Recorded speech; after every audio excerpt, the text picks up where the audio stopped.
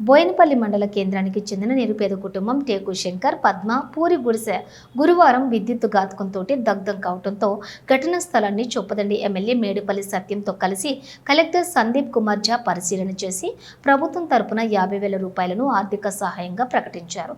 ఇచ్చిన మాట ప్రకారం శుక్రవారం ఆ యొక్క చెక్కును బాధిత కుటుంబానికి తహసీల్దార్ నారాయణ రెడ్డితో మరియు కాంగ్రెస్ పార్టీ నాయకులతో కలిసి చొప్పదండి శాసనసభ్యులు డాక్టర్ శ్రీ మేడిపల్లి సత్యం బాధిత కుటుంబానికి అందజేశారు. ఆయన వెంట కాంగ్రెస్ పార్టీ మండల అధ్యక్షులు Vannela Ramana Reddy, AMC chairman Boini Yellesh Yadav, block Congress party అధ్యక్షులు భీమిరెడ్డి, మహేశ్వర్ రెడ్డి, జిల్లా కాంగ్రెస్ పార్టీ కార్యదర్శి Katta Lachaiah, AMC vice chairman Vinod Reddy, నాయకులు సంబ లక్ష్మీరాజం, మహిపాల్ రెడ్డి, నల్ల మోహన్, పిట్టల రమేష్, నల్గొండ శ్రీనివాస్, నక్కా శ్రీకాంత్, వెంకటేశం తదితరులు ఉన్నారు.